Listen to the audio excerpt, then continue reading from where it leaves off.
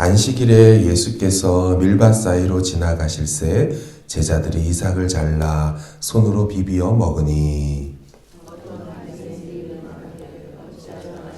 하지 못할 일을 하느냐. 예수께서 대답하여 이르시되 다윗이 자기 및 자기와 함께한 자들이 시장할 때에 한 일을 잃지 못하였느냐. 하나님의 전에 들어가서 다만 제사장 외에 먹어서는 안 되는 진설병을 먹고 함께한 자들에게도 주지 아니하였느냐. 또 이르시되 인자는 안식일의 주인이니라 하시더라. 안식일에 예수께서 회당에 들어가서 가르칠세 거기 오른손 마른 사람이 있는지라. 서기관과 바리새인들이 예수를 고발할 증거를 찾으려 하여 안식일에 병을 고치시는가 엿보니 예수께서 그들의 생각을 아시고 손 마른 사람에게 이르시되 일어나 한가운데에 서라 하시니 그가 일어나 서거늘.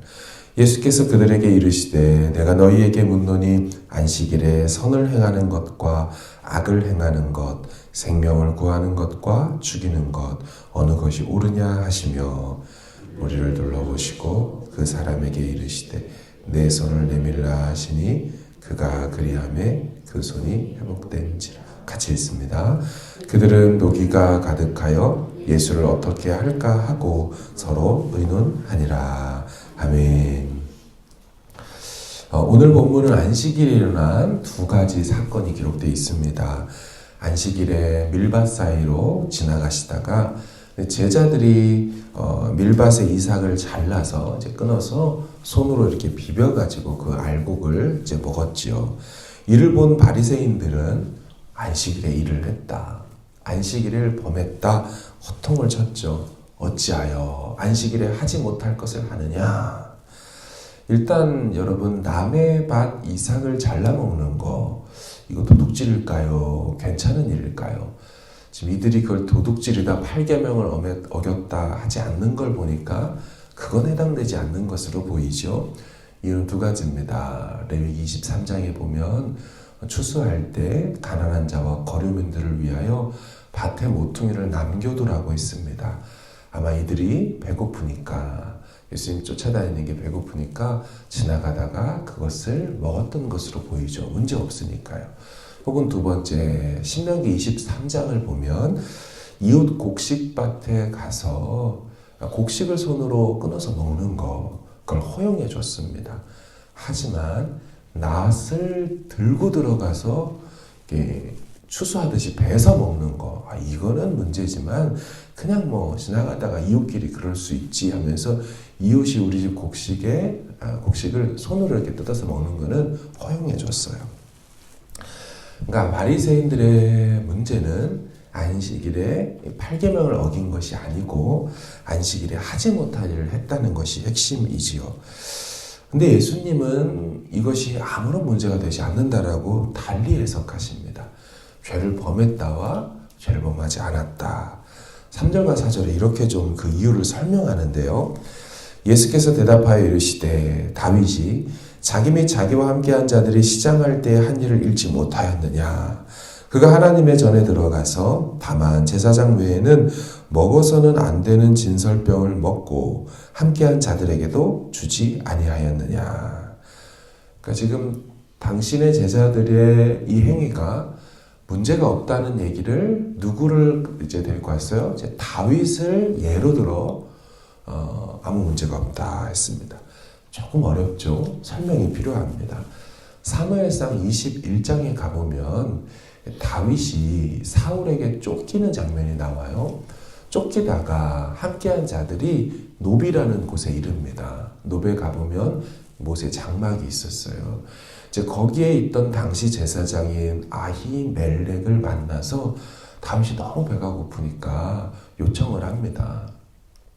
떡을 좀 주시오. 그러니까 제사장이 드릴 떡이 없고 하나님 앞에 드렸다가 하루가 지난 다음에 다시 건너받거든요. 물려내거든요. 이제 그 떡은 있습니다. 물론 이 떡은 제사장만 먹어야 되는데 이 아히멜렉이 제사장으로서 이 다윗과 일행들에게 그 떡을 그냥 줘버리지요. 다윗과 함께한 자들이 그거 먹고 허기를 달랬던 것이 있습니다. 이제 예수님이 그 얘기를 꺼내오면서 내가 이런 일도 있지 않냐? 근데 왜 못 먹게 하느냐? 라고 얘기를 하는 거죠. 여러분, 이거에 문제가 되지 않았던 이유가 뭘까요? 그것은 안식일과 율법의 주된 정신 때문입니다. 안식일과 이 말씀 율법은 사람을 죽이려고 제정된 것이 아니라 어려움과 고난을 겪는 사람들을 살려내고 선을 행하기 위해서 안식일도 있고 율법도 있는 것이죠. 당시 율법으로는 다윗이 먹으면 안 되었지만 그것을 지키려다가 다윗과 그 일행이 굶거나 지쳐서 생명에 지장이 될 때는 그것을 먹어도 된다라고 제사장이 해석을 한 것입니다. 그래서 이 율법의 해석이 탄력성 있게 되어서 다윗이 제사장이 아니어도 먹었던 것이죠.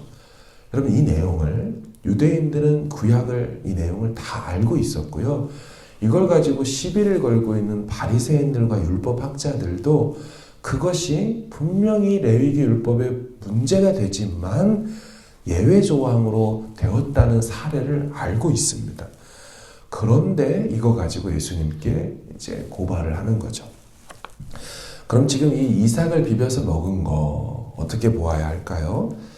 일단 예수님은 다윗과 비교도 안 되는 안식일의 주인이시죠. 그 안식일의 주인이 안식일에 배고픈 제자들에게 밀밭 이삭을 비벼 먹도록 허락한 거, 이거는 본정신에도 맞고 해석의 여지도 있고 구약의 근거도 있는 아무 문제도 없는 것이었습니다. 하지만 바리새인들은 율법의 본 정신은 잃어버린 채로 이 조문과 조항만 신경 쓰는 겁니다. 안 되잖아. 이거 했잖아. 그래서 그들이 갖고 있는 율법은 사람을 살리지를 못했습니다. 선을 행하지도 못했고 오늘 보는 것처럼 사람을 정죄하는 도구로서만 이 조항이 율법이 기능하고 있었던 거죠. 심지어 여러분, 예수님 누굽니까? 율법의 해석자이시며 율법의 수여자이실 뿐만 아니라 당신 자체가 율법이고 말씀이세요. 근데 그분 앞에서 당신이 법을 범했느니 안 했느니 하며 한다는 것 자체가 이들이 얼마나 무지하고 또한 이들이 죄를 범하고 있는지를 보여주는 거죠. 두 번째 사건도 마찬가지입니다. 안식일이 있는 목적은요, 말씀드린 것처럼 선을 행하고 사람을 구하기 위해서 안식일이 있는 겁니다. 근데 율법에 보면 안식일에 일을 하지 말라고 하면서도 예외 조항을 말해놓은 게 있습니다. 생명을 구하는 건 허용을 했습니다. 근데 이들은 그건 다 버리고 안식일이기 때문에 선한 일도 하면 안 되고 생명 구하는 일도 하면 안 된다. 그렇게만 사용을 했죠. 껍데기만 남아버리고 정신은 잃어버렸습니다. 하나님의 본 마음을 알지 못한 채로 그냥 문자만 가지고 들이댔던 것이죠. 또한 자신들의 의를 나타내는 도구로 나는 다 지킨다. 나는 이것도 안 하고 저것도 안 하고. 오늘 본문 두 번째 사건에서는 안식일 규정을 가지고 두 번째 사건을 보면 안식일 규정으로 예수님 고발할 근거를 보지 않습니까? 7절을 보시면 서기관과 바리새인들이 예수를 고발할 증거를 찾으려 하여 안식일에 병을 고치시는가 엿보니. 무슨 얘기예요? 안식일에는 병도 고치면 안 돼요. 안식일은 아파도요, 병원에 갈 수도 없었고 치료를 받을 수도 없었습니다. 그러니까 아프면 안식일이 아니기를 바랬어요. 그러니까 안식일에 대한 의식이 어땠겠습니까? 아무것도 못하는 날, 우리를 옥죄어오고 힘들게 하는 날, 그런 안식일로만 생각을 했죠. 구덩이에 동물이 빠져서 죽어가도요, 그날이 안식일이면 건져줄 수가 없습니다. 건져주면 일이 되니까 내가 죄를 범해요. 기껏 할 수 있는 것이 그 구덩이에 빠진 동물에게 사다리를 대주는 겁니다. 여러분, 동물이 알아서 사다리 타고 올라와야 돼요. 얼마나 올라오겠습니까? 안식일에 일하지 말고 쉬라고 한 것은 지쳐서 고나여 생명에 이런 것을 하지 않도록 보호해준 장치인데 오히려 이 장치의 본 뜻은 잃어버리고 죽어가도 아무것도 못하게 만들어버린 거죠. 잘못된 것이죠. 문자와 규정에 갇혀서 의미와 정신을 잃어버린 것. 이렇게 안식일에 하지 말아야 될 것을 세부적으로 모아놓은 규정집이라는 게 있습니다. 이제 미시나라고 하고 또 장로들의 유전이라고 하죠. 안식일에 해서는 안 되는 39가지 세부 규정을 저들이 만들어 놓았습니다. 근데 여러분, 이 39가지의 규정을 만들 때 처음 의미에는 이렇게 만든 게 아니었습니다.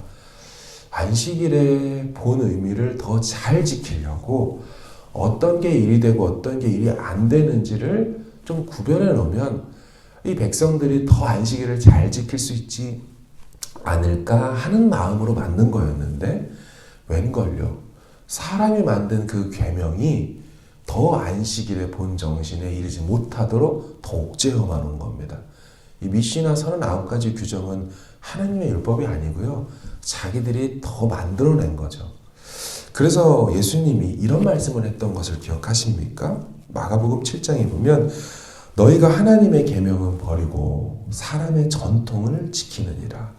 또 이르시되 너희가 너희 전통을 지키려고 사람의 계명을 하나님의 계명을 잘 저버리는도다. 바로 이 39가지 이런 규정들을 얘기하는 것입니다. 예수님은 안식일의 주인이시며 또 안식일의 본 의미가 무엇인지 알려주기도 원하셨습니다. 그래서 우리 가운데 오른손 마른 사람에게 일어나라고 하셨죠. 그 손을 내밀라라고 하셨고, 손을 내밀자마자 그의 손이 곧장 회복이 되었죠. 안식일에 이 병에 묶인 자를 자유케 하셨고 새 삶을 주신 것, 안식일에 해야 할 일을 정말 하신 것이지요.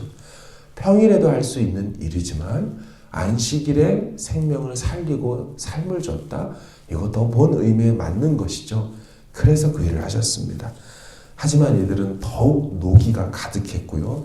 예수를 어떻게 할까 하고 서로 의논했다고 하면 오늘 본문이 끝납니다. 말씀을 정리하며, 여러분, 우리는 말씀의 본 의미를 묵상해 봐야 합니다. 너무 겉으로 껍데기로 문자로만 보게 되면 이 말씀을 하나님이 왜 주셨는지 그걸 알지 못하면 오해도 하고 실족하게 되는 경우도 있죠. 인격이신 하나님께서 우리를 기계처럼 대하지도 않으시고요, 우리를 기계로 만들지도 않으셨습니다. 구약의 율법을 보면 되게 딱딱하고 안 하면 큰일 나는 이렇게만 보이기도 하지만 조금만 더 생각해 보면 너무너무 인간적인 율법이에요. 너무너무 그 신의 사랑이 담겨있는 율법이에요. 오죽하면 추수할 때 모퉁이를 남겨둬야 돼.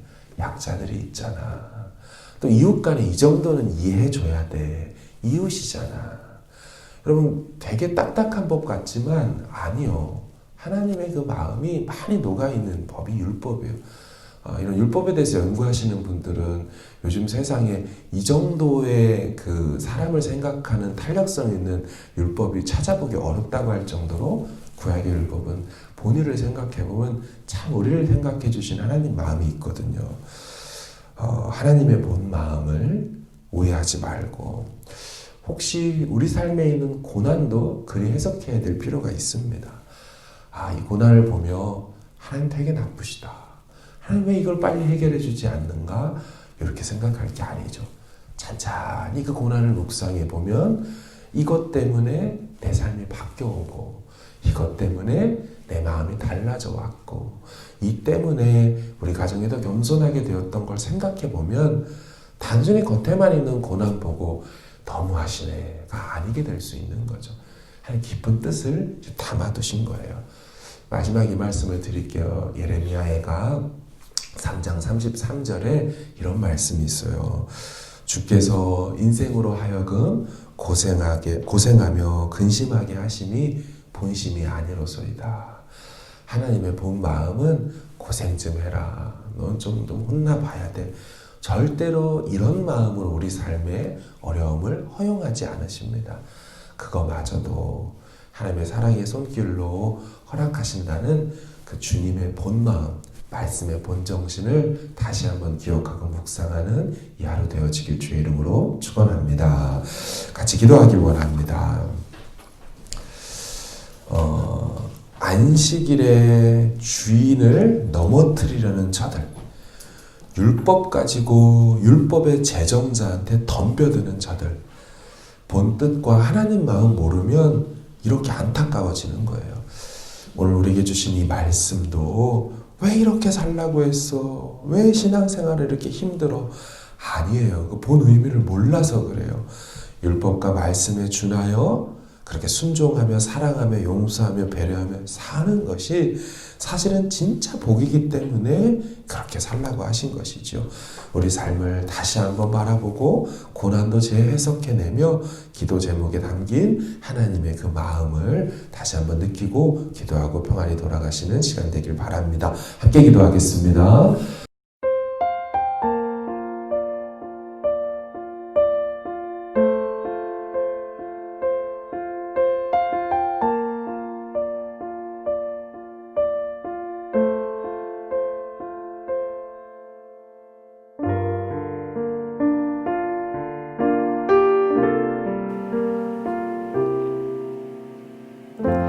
삶의 작은 일에도 그 마음을 알기 원하네. 그 좁은 길로 가기 원해. 나의 작음을 알고 그분의 크심을 알며 소망 그 깊은 길로 가기 원하네.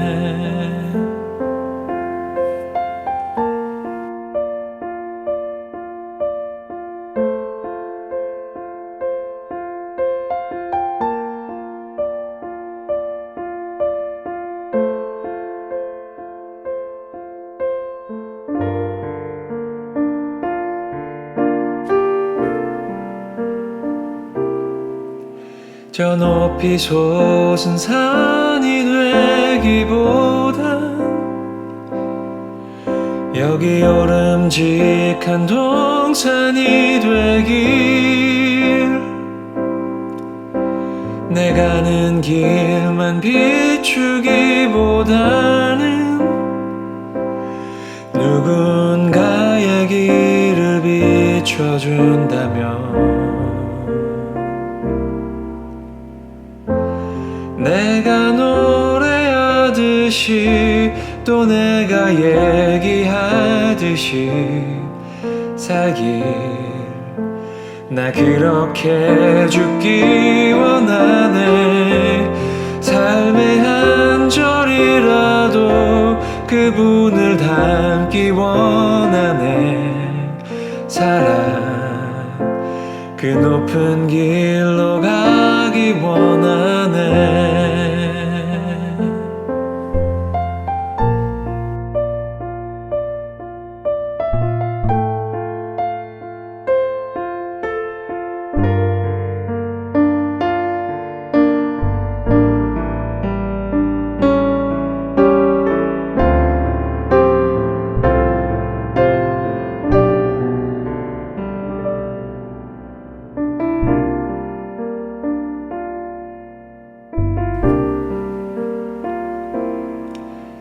저 높이 솟은 산이 되기보다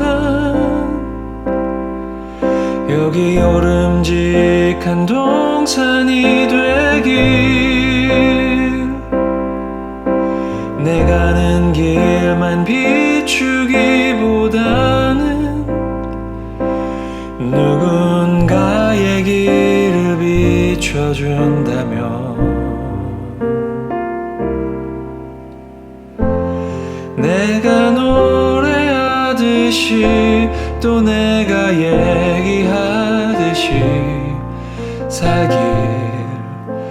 나 그렇게 죽기 원하네. 삶의 한 절이라도 그분을 닮기 원하네.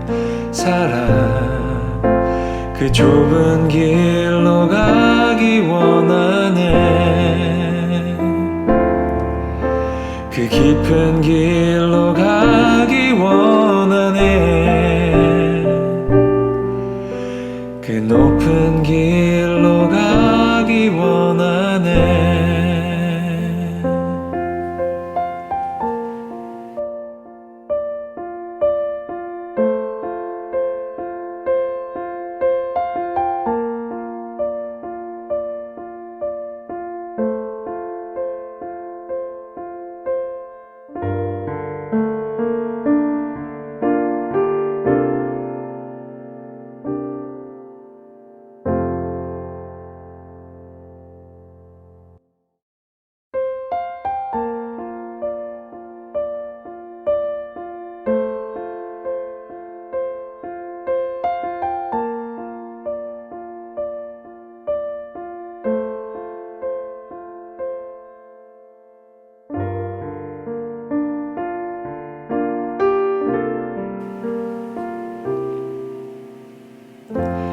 삶의 작은 일에도 그 마음을 알기 원하네.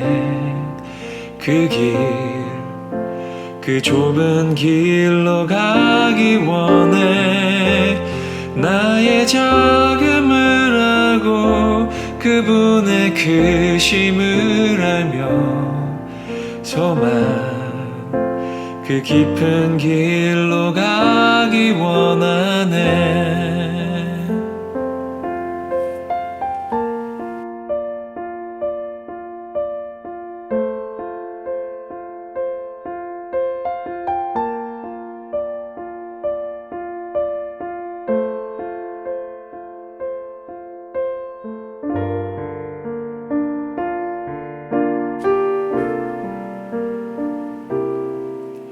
저 높이 솟은 산이 되기보단 여기 오름직한 동산이 되길. 내 가는 길만 비추기보다는 누군가의 길을 비춰준다면 내가 노래하듯이 또 내가 얘기하듯이 살길. 나 그렇게 죽기 원하네. 삶의 한 절이라도 그분을 닮기 원하네. 사랑, 그 높은 길로 가기 원하네.